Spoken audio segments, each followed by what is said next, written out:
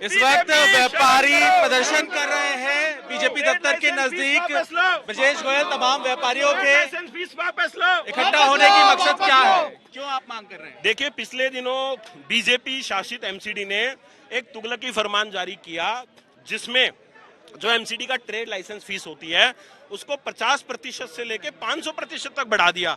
जैसे मैं बात करूं, एक जो चाय की दुकान चलाने वाला व्यापारी है उसकी 1000 रुपए सालाना फीस थी, उसको 5000 कर दिया।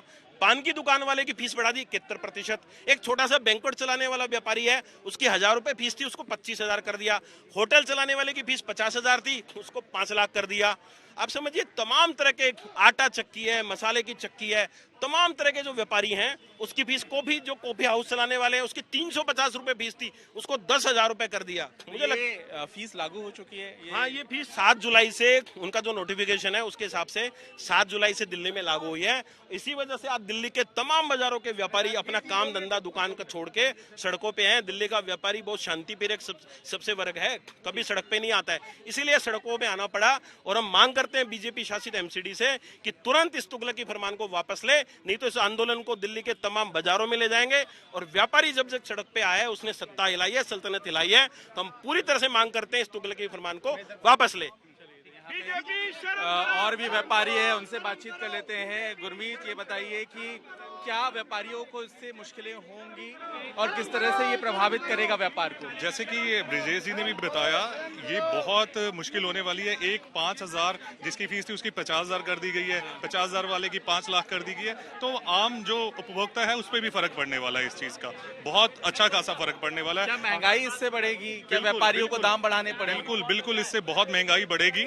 और आज हमने भाजपा के ऑफिस तक जाना था, लेकिन हमारे को बीच में ही रोक दिया गया। हम एक शांतिपूर्ण तरीके से हाथ जोड़ के उनसे एक ये फरमान जो उन्होंने निकाला है उसके विरोध में एक छोटा सा प्रोटेस्ट था, उनको शांतिपूर्ण तरीके से हाथ जोड़ के ये कहना था कि ये वापस ले लीजिए एलजी साहब। भाजपा बोले कि एलजी साहब ये वापस लीजिए एमसीडी का जो ट्रेड टैक्सेस बढ़े हुए हैं। आम लोगों को क्या दिक्कतें होंगी, क्या प्रदर्शन में आप मांग रख रहे हैं? देखिए, वैसी आर्थिक मंदी बहुत ज्यादा है, मार्केटें सोनी पड़ी हुई हैं, व्यापार है नहीं।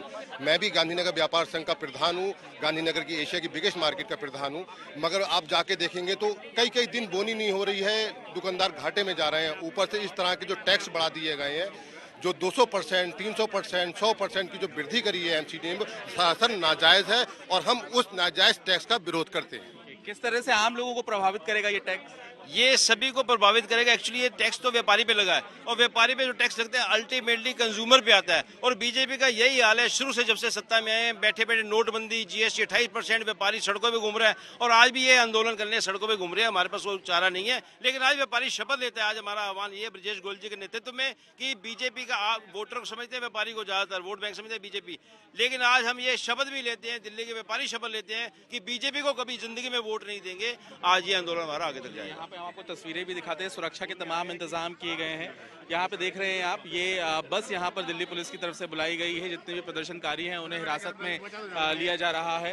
ये जो सड़क है आईटीओ से मिंटो रोड की तरफ जाने वाली जो सड़क है, इसे बैरिकेड लगाकर बंद कर दिया गया है। यहाँ पर ट्रैफिक जो है इसे बंद कर दिया गया है। पुलिस यहाँ पर फिलहाल तमाम इंतजाम पर नजर बनाए हुए है। तो यहाँ पर जो व्यापारी हैं उनकी यही मांग है कि दिल्ली में जो टैक्स बढ़ाए गए हैं ये तमाम टैक्स को तुरंत वापस लिया जाए, क्योंकि जिस तरह से 100%, 200% और 300% तक अलग अलग वर्ग में वृद्धि की गई है उससे आम लोगों पर भी फर्क पड़ेगा।